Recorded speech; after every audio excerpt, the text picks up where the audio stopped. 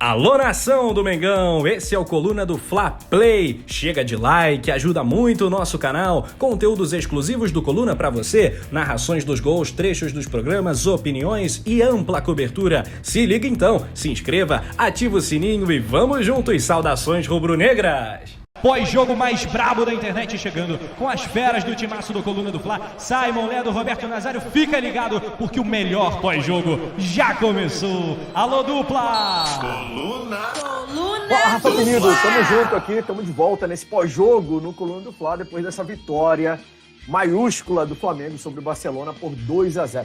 Ficou um gostinho de que cabia mais ainda, né, Roberto Nazário? Mas se a gente pensar em uma semifinal de Libertadores, jogo pegado, jogo difícil, com o Barcelona que veio bem no primeiro tempo, foi um excelente resultado, isso que importa. Mengão aí, ó, um pezinho em Montevidéu já, no Uruguai.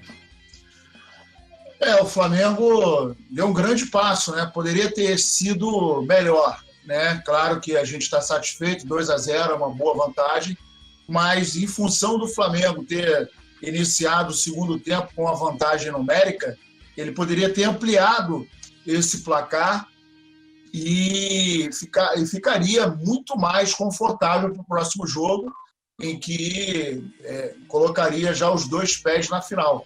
2-0, né? Não tem nada definido, a gente vai ter que jogar na casa deles, precisa respeitar, precisa jogar com humildade, precisa jogar o feijão com arroz, lembrando que no primeiro tempo, aqui dentro da nossa casa, com o Maracanã, com a presença da torcida, eles, nos 10 primeiros minutos, fizeram algumas investidas ali e o Diego Alves foi um dos grandes personagens dessa vitória. A gente pode dizer, inclusive, que metade dessa vitória a gente tem que creditar as mãos do Diego Alves, que fez belíssimas defesas no primeiro tempo, no segundo tempo. É um líder, é um dos capitães que o Flamengo tem e que consegue equilibrar o grupo unificado, né? Ele consegue dar mais hegemonia ao nosso grupo. E isso é muito importante. A presença dele é muito importante. Leonardo Dares falou aqui, a transmissão é pé quente no placar. Isso aí, Leonardo, tamo junto. Melhor transmissão rubro-negra aqui no Coluna do Fla, a galera elogiando bastante. Melhor narração não há, disse ele também.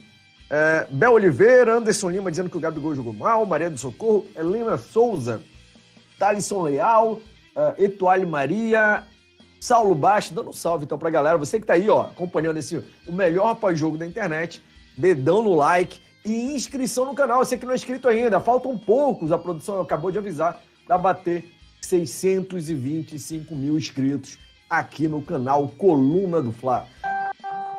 Poeta Túlio tá aí com a gente também, ele vai ficar até a coletiva do Renato. Poeta! Fala tu que eu tô cansado. Quem foi o brabo do jogo? Eu não vou falar quem foi o Pereba. Eu acho que a gente poderia até ter um troféuzinho assim. Quem foi o Léo Pereba do jogo? Porque é muito claro quem foi o Léo Pereba, né? Que quase complicou a situação. Mas quem foi o brabo do jogo pra você? Olha, eu vou colocar, lógico, acho que fica difícil a gente colocar outro que não seja o Bruno Henrique, né? Pelos 2 gols. Acho que, por mais que talvez, né, em termos de participação na partida, não tenha feito, vamos dizer assim, conseguido concluir a maioria das jogadas e tal, mas extremamente decisivo.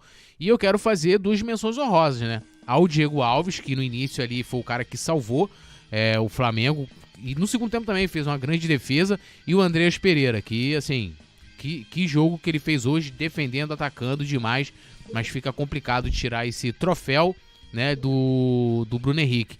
E como você falou, né, o bola murcha, com certeza, Léo Pereira, que perdeu a cabeça, entrou ali já no final e tal, no lugar do Davi Luiz, mas, assim, você não pode, né, entrar na pilha, é aquilo que eu tava falando até durante a partida, quando ele foi expulso.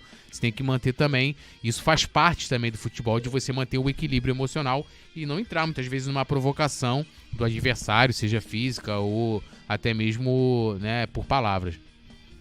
Não, o Léo Pereira é um jogador que não dá pra contar com nada, né? Quando o cara ameaça comprometer menos, tal, vai lá e faz uma merda. Quando não é na zaga, é na frente. É irresponsável. É o cara mau caráter. Babaca mesmo, né? Exatamente. Se metendo em balada clandestina no meio da pandemia, aprontou fora. Cara, nem jogador que se destaca em campo, a gente passa pano pra esse tipo de atitude. Aí um Pereba, o pior zagueiro do elenco, que não sei como tá tendo chance com o Renato Gaúcho ainda, quando tem uma oportunidade de jogar uma Libertadores, ele faz uma mediocridade dessa, quando não entrega lá atrás, vai lá na frente e faz um gesto imbecil, infantil, sabe? Na frente do juiz ainda. E o pior de tudo, que ele não teve a hombridade, isso que me deixou mais irritado, porque é o seguinte, ganhamos 2-0, ok.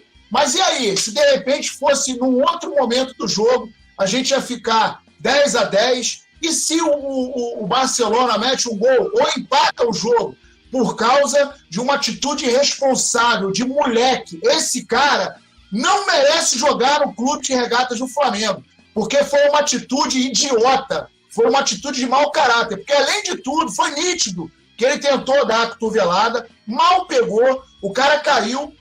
Além do juiz estar olhando para o lance, eu não sei se ele sabe, mas existe o tal do VAR. E aí, ele, com a maior cara de pau, ficou ponderando com o juiz, dizendo que virou. Pô, meu irmão, não existe isso, cara. Esse cara não pode jogar no Flamengo. A diretoria tem que fazer alguma coisa, dá multa, dá gancho, tira do Flamengo, porque um idiota desse pode comprometer um projeto que o Flamengo está empenhado e está todo mundo unificado. E por causa do imbecil desse, desculpa o termo, mas a atitude dele foi a atitude de um garoto. Nenhum garoto da base do Flamengo tem uma atitude como essa. Exatamente. O Alexandre Meis falou, tem que mandar esse Léo Pereira embora logo. Muita gente aqui criticando esse Pereba, né? O César Luz também, Anderson Lima, dizendo que ele fez garotice em semifinal da Libertadores. O pior é que se fosse o Bruno Henrique tivesse perdido a cabeça e batido, ele tem crédito, tem moral, né? Fez 2 gols hoje, mas quando não faz, destrói o jogo. Agora, um Pereba desse... Não, que às vezes o atacante, Simon, tá apanhando, Gabigol, ele, o Everton Ribeiro, tá apanhando, e de repente, numa hora, o cara tenta revidar. Ok. Mas esse idiota tinha acabado de entrar. Porra, ele não tomou porrada de... O cara tava marcando ele como qualquer um outro.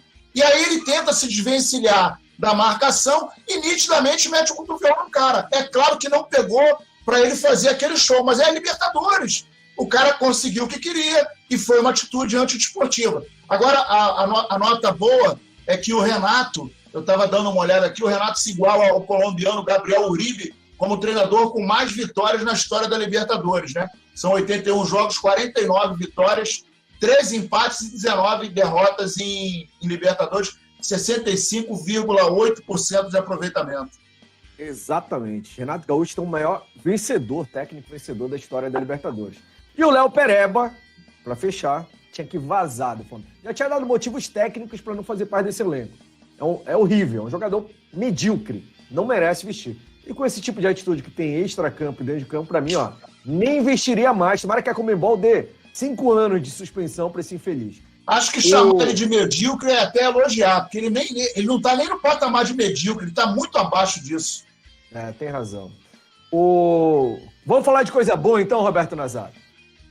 Brabo do jogo para você foi quem? O Túlio falou que para ele foi o BH, mas deu ali a menção honrosa a Diego Alves e o Andréas.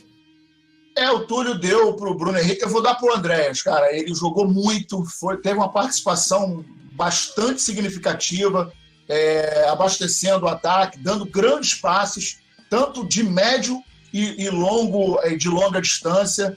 Se apresentou muito bem, jogou com personalidade, voltou para recompor, ajudou na defesa, então para mim foi ele o cara do jogo.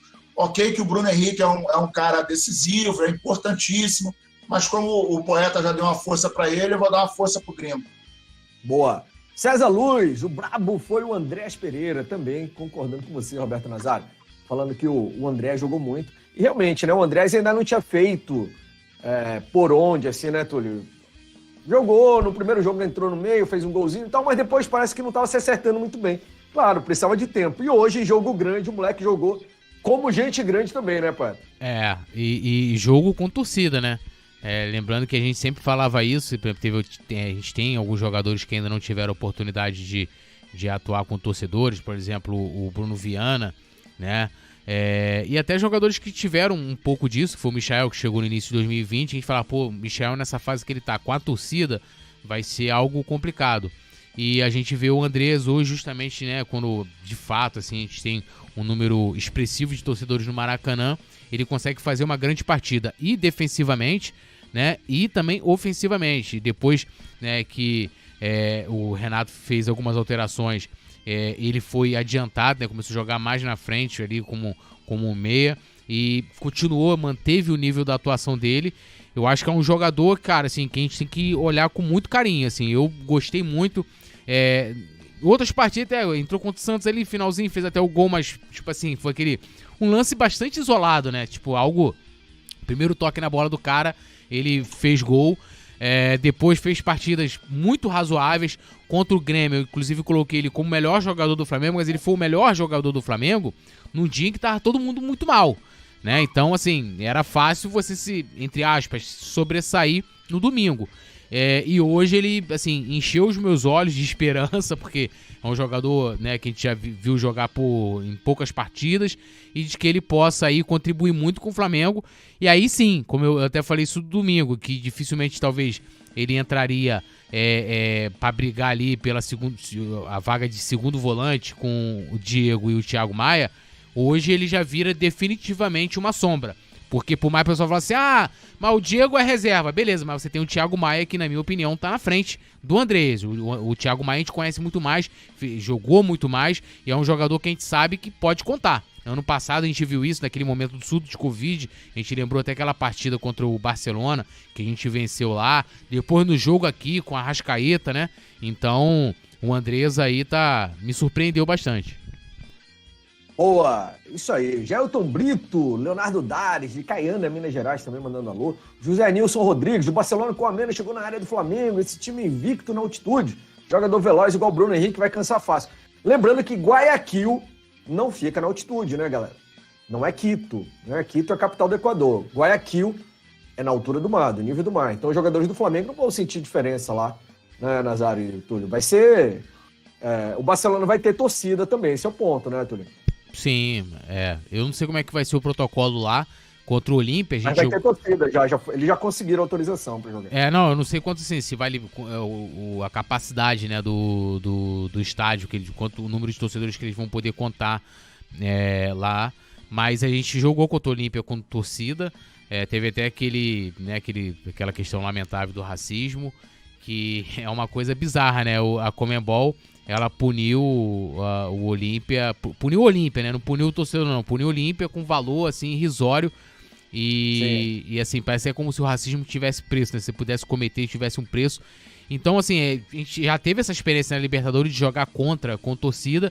E agora a gente vai ter novamente. Claro, a fase é muito mais decisiva, que é uma semifinal, né? É um passo de você estar na final. O Barcelona, que com todo respeito, não merece, pelo momento que vive, pela equipe, né, assim, até no Equador, os caras estão vivendo uma fase tenebrosa, e é um time que, se chegar na final, assim, é o time a ser derrotado, isso é fato, né, então, acho que o Flamengo não tem que tomar conhecimento da torcida, claro que faz diferença, a gente sabe disso, que faz uma tremenda diferença. Agora, Simon, eu queria pontuar uma coisa que, assim, foi uma vitória importantíssima, dadas as circunstâncias do primeiro tempo, foi, assim, como é que eu vou colocar? Uma felicidade, como a gente terminou, né, indo pro túnel com 2-0, mas no segundo tempo ficou faltando aquele algo a mais. Ficou aquela coisa de, poderia ter sido uns 3-4-0. Acho que o Flamengo perdeu muito gol, Túlio, hoje.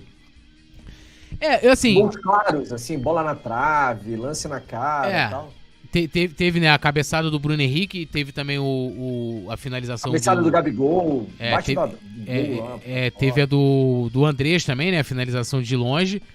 Mas, assim, o Flamengo, se a gente for olhar, de fato, não teve aquelas tramas, tabela. Teve uma no final já do jogo, que foi entre o Thiago Maia e o Gabigol. Mas nós tivemos poucas dessas jogadas no segundo tempo. No primeiro tempo a gente teve mais. O time também na criação pecou um pouco. Não sei se talvez se poupando. E aí fica assim, mas se poupando até quando, né? Até quando o Flamengo vai continuar se poupando? A gente falou, será que no domingo? Porque é uma coincidência, né?